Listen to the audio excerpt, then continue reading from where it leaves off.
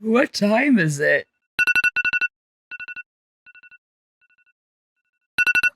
Mermay? What?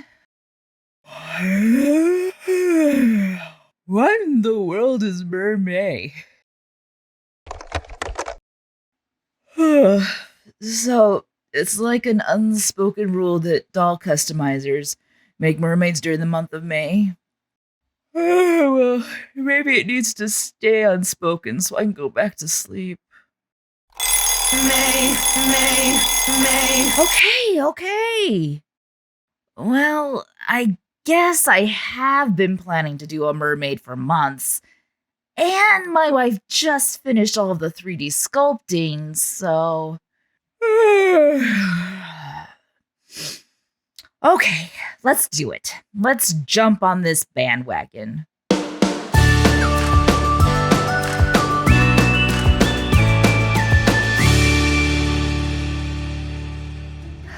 Okay, seriously. I have had a mermaid doll plan for about 6 months. But it's taken me this long to plan and gather all the things I needed for her. So once I was ready to start working on her, the timing just happened to line up with Mermay. It's almost as if she knew and planned it that way.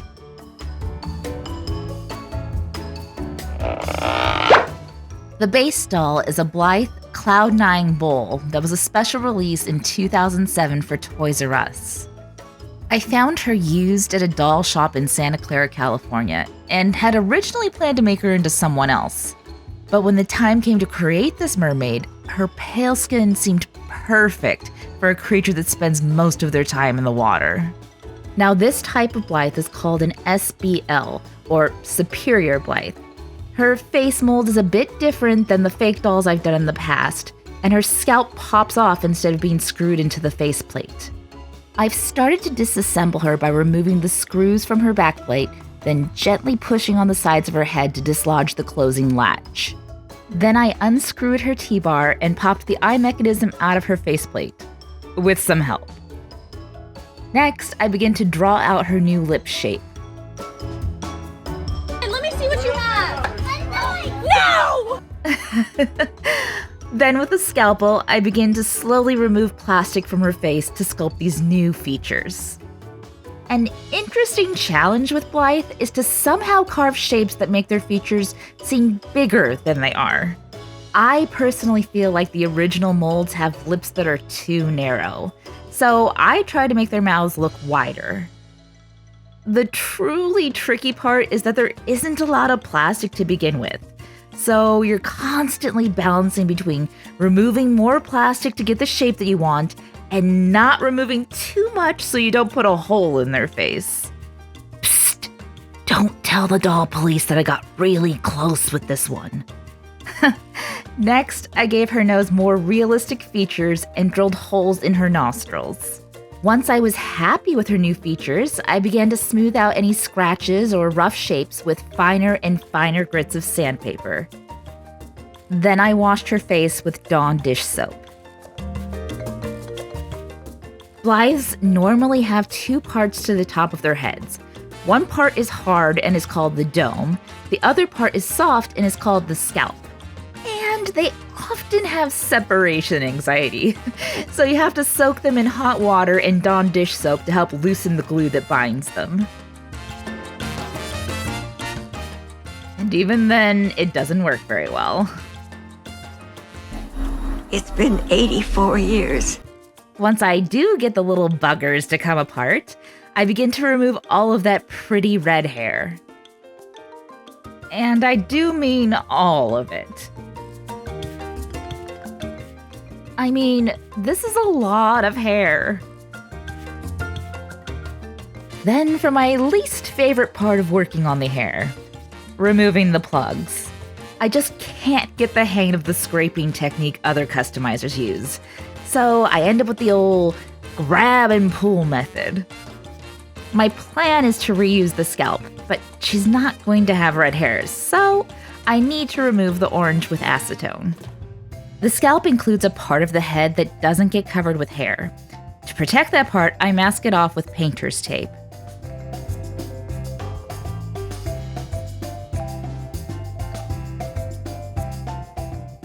Then douse it with Mr. Super Clear Matte. And use my airbrush to paint it white. I do a final coat of MSC to protect the paint.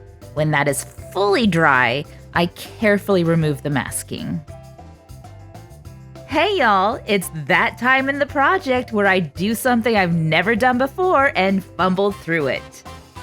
I bought these gorgeous tufts of dyed alpaca hair months ago from a vendor in the UK. I began by brushing out a hank with a dog slicker brush. The trick is to start at the ends and work your way to the center.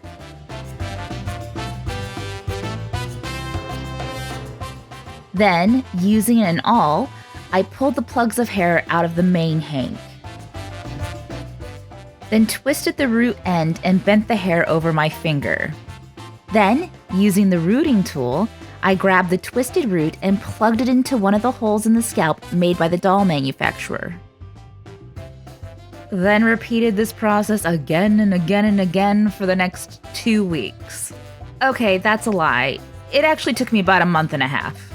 Let me just say that rerooting Blythe is not for people who want to finish a project quickly. To secure the hair plugs, I decided to turn the scalp inside out and trim the inner hair down. It needed to be trimmed because the scalp needs to fit back together with the dome at some point. Then I coated the remaining plugs with Fabri-Tac glue and let dry. Now back to things that I'm marginally good at.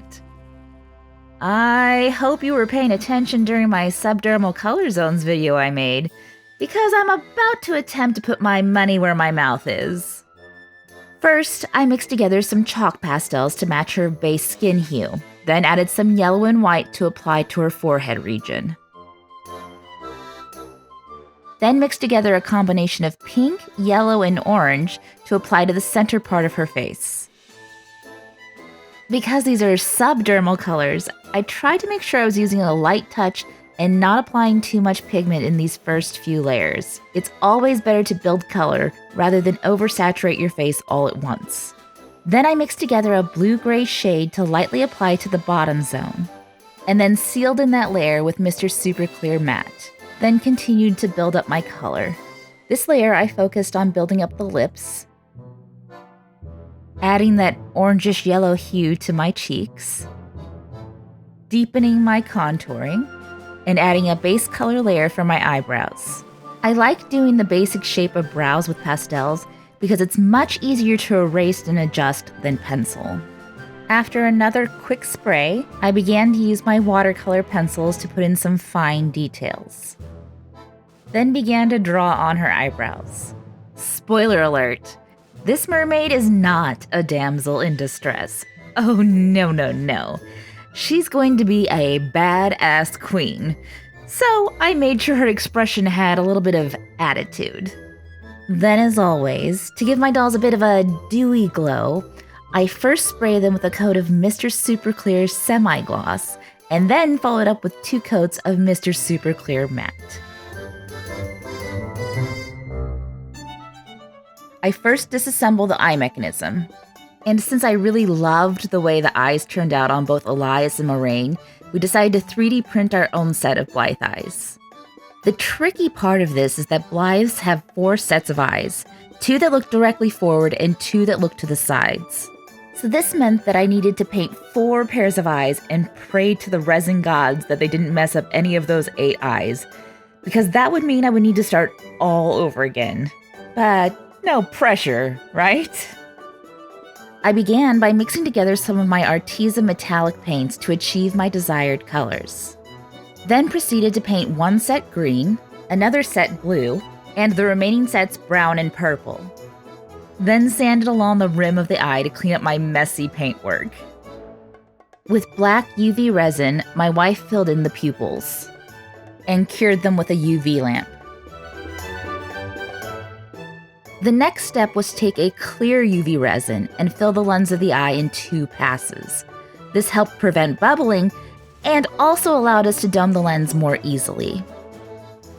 Now, because we're totally insane, we decided to gloss the entire eyeball with UV resin to help give them that wet, more realistic look.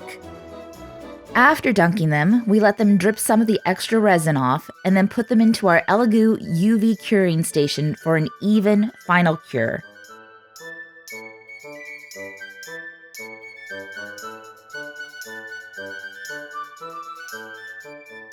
Because Blythe's eyelids close between eye changes, it's sort of customary to add a peekaboo moment on their eyelids. So the first step is to remove the manufacturer's eyelashes. That is, if you can manage to get these darn things out of there. So, like the scalp, I soaked the lids in hot water and Dawn dish soap. 1 hour later. Then I pulled them out of their murky bath and towel dried them. Then they slipped out like butter. Then I sanded them to remove the gloss coating. The next step is something I've only ever had to do with Blythe's. It's called boggling or gaze correction. Essentially, you remove a notch from the back of the lids to allow them to move further back on their pivot mechanism. This allows the eyelids to open completely. Now we have a blank canvas. First, I give them a little spritz of Mr. Super Clear Matte.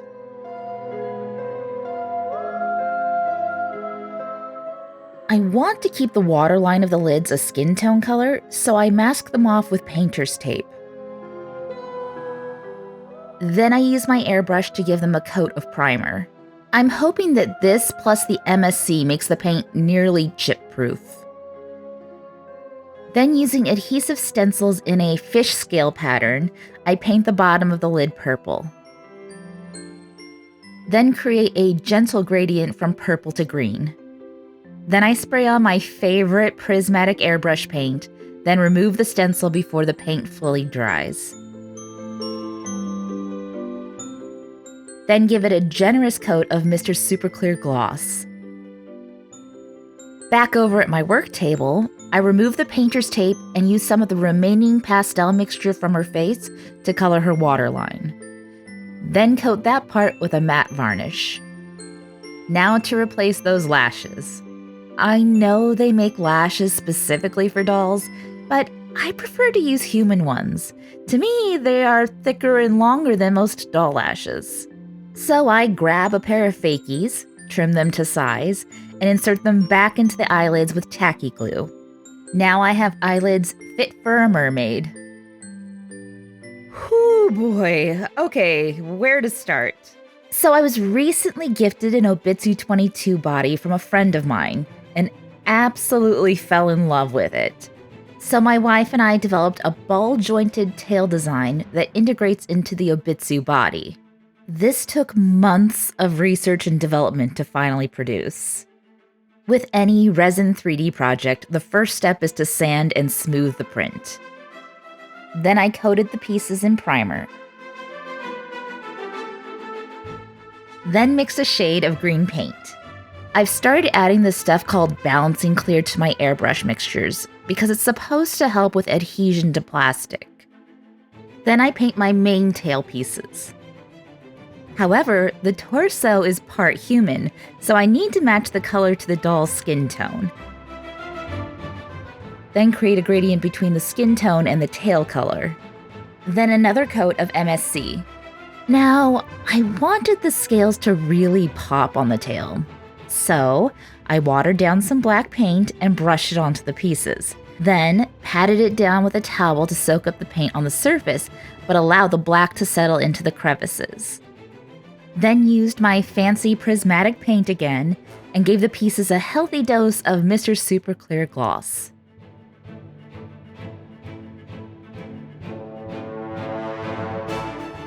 My wife and I designed a fin and printed it in a clear UV resin, and it came out looking like this. Next, we drilled a hole in the side and inserted a steel wire for us to thread the elastic through, then secured it in place with a clear UV resin.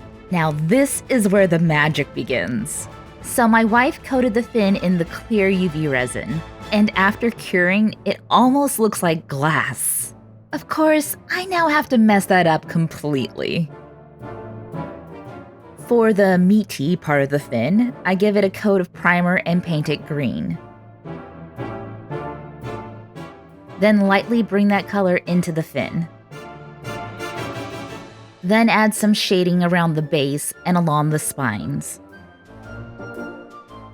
And just like the tail pieces, I have to cover the fin with the prismatic paint in order for it to match, and coat the base in MSC gloss. Then one more coat of the clear UV resin to make it translucent again.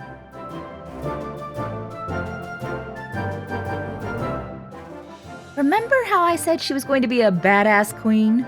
Well, I gave my wife a basic armor design, and she 3D sculpted the most beautiful merfolk armor ever. It straddles the line between merman-made and organic life forms. I knew I wanted to echo the scale design we made for the tail into the pieces, but she took off from there.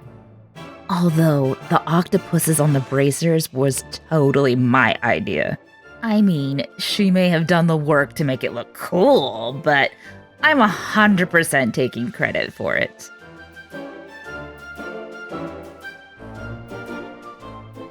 And after months of 3D sculpting and test printing, we have our basic armor pieces.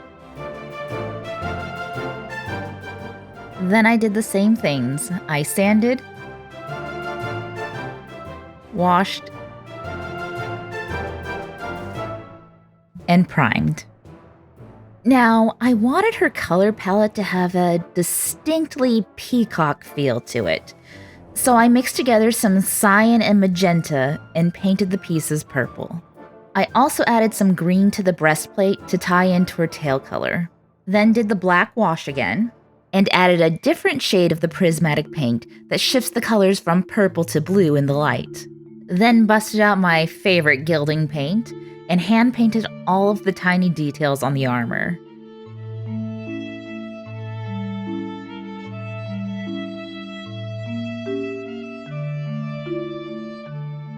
This was a painstakingly long process, but so worth it in the end.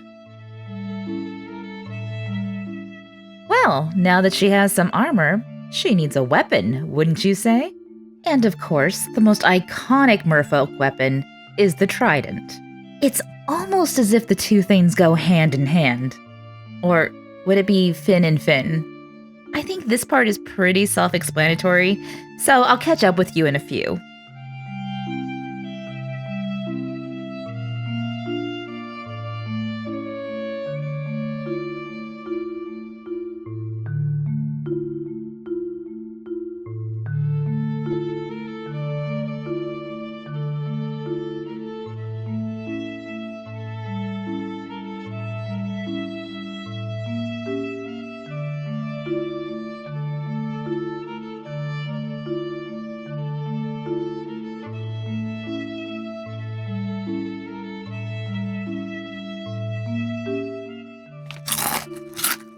Okay. Oh. Sorry about that. Okay, so this is where we stray off the beaten path. I paint the blades of the Trident black, then mask off the rest of the head and spray the blades with MSC gloss. Then I pull out my tiny bottle of Stuart Semple's mirror paint. Next, I pour a little bit of it into my airbrush and paint the blades. The glossy black makes the mirror finish look more shiny. Then I add the gold details to the handle. Hey, remember those nail art pearls I couldn't use on Moraine? Well, I was able to use them to decorate the Trident and her armor. After the mirror paint had dried, I set out to paint the remaining details of the Trident head. Okay, this part is fun. So to bedazzle the Trident further, we found these abalone and pearl beads at the craft store. Then used Sandy to shape them down to fit the face of the weapon. Then finished the edges with gold paint. And then I happened to have these little seashells, so I painted them gold too. And glued on the pieces with Oohoo glue.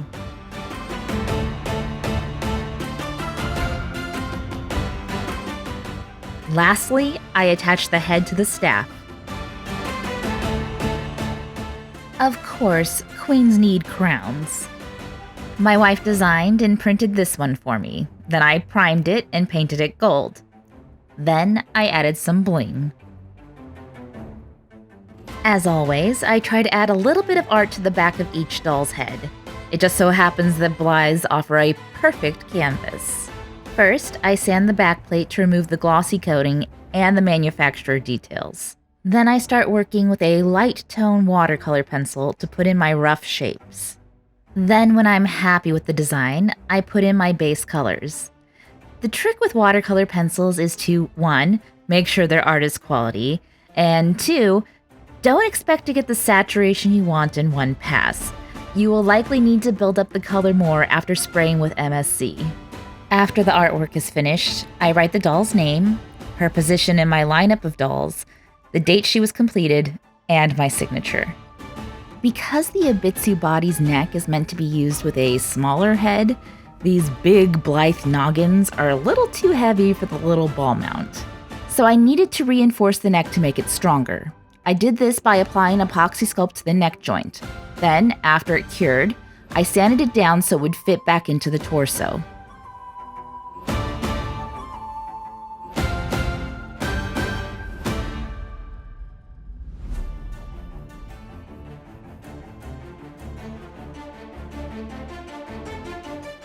First, we ran the elastic rope under the steel wire we put into the fin piece, then fed both ends of the elastic through the tail segments, and topped it with the lower abdomen piece, then slipped a jump ring onto one half of the elastic and tied the pieces together.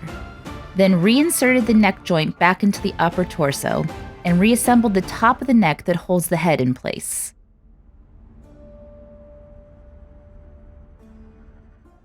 Once I was happy with the elastic's tension, I trimmed the excess and attached an S-hook to the jump ring, then linked the S-hook to the neck mechanism, then closed up the body.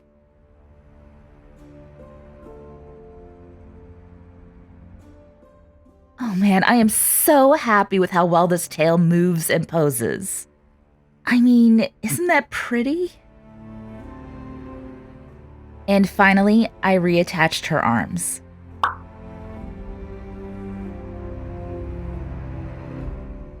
The first order of operations is to reattach that blasted scalp to the dome.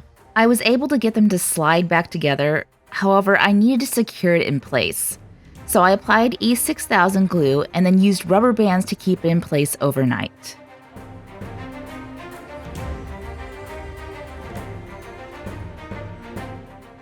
Now to reassemble the rest of the head.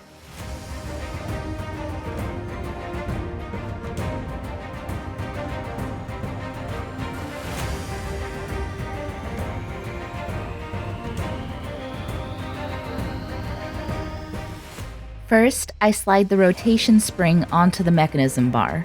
The rotation spring has notches that fit in place with one of the eyeballs, which causes the entire mechanism to move in sync. Then fit the eyeball mechanism inside the eyelids, and then the eyelids into the head. Now for the T-bar. This little piece of plastic is what stops the eyes from continually spinning in the head. I want to remove a little bit of the tip so the eyes will sit a little higher and make her look up and have less of that dead expression. The pull strings on Blythe are what you pull to make her eyes change. One string pulls the lids closed and changes the eyes. The other pulls the eyelids back open, since we're not going to replace the spring we removed at the beginning. Here, the purple string is the one that reopens the eyes. The green one is the one that closes and changes.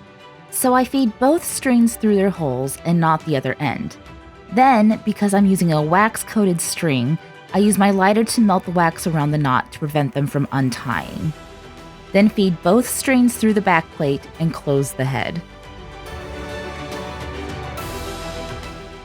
Now for the fun part, bejeweling the strings. I first tie a knot where I want the beading to start, and then add the prettiest beads that I have. Then tie a mermaid-themed charm to the end, and once again melt the wax around the string. Hubba hubba, I think I'm in love. Now to finish assembling our 3-piece pauldrons. My wife is the chainmail champ in our family, so I let her work on this part of the project. She first made tiny rings out of wire by wrapping around a larger gauge of wire and then trimming. Then fed them through the attachment points on the back of each piece. Then somehow looped both pieces together on one ring and attached the 3-piece pauldron to the breastplate in the same way. Next, I brushed out her hair and fit her skull cap on top of her head. Then put on her breastplate and pauldrons.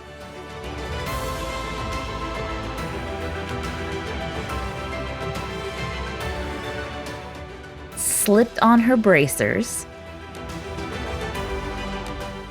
Handed her her trident. And placed her crown.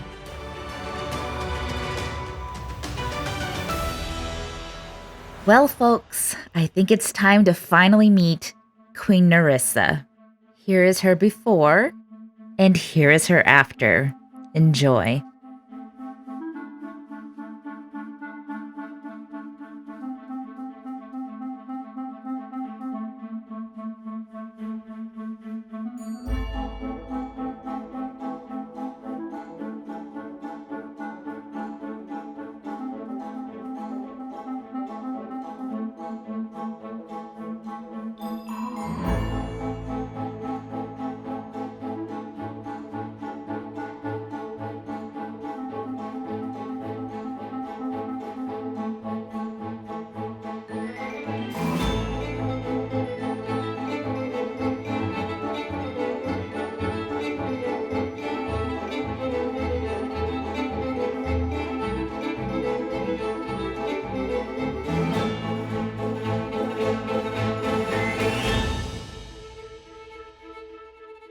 We've collectively planned and worked on Nerissa for over 6 months. While it wasn't originally planned, I'm delighted that she was ready to debut in time for Mermay. I've planned to sell her, but I'm so smitten that I might have to keep her for myself. What do you think?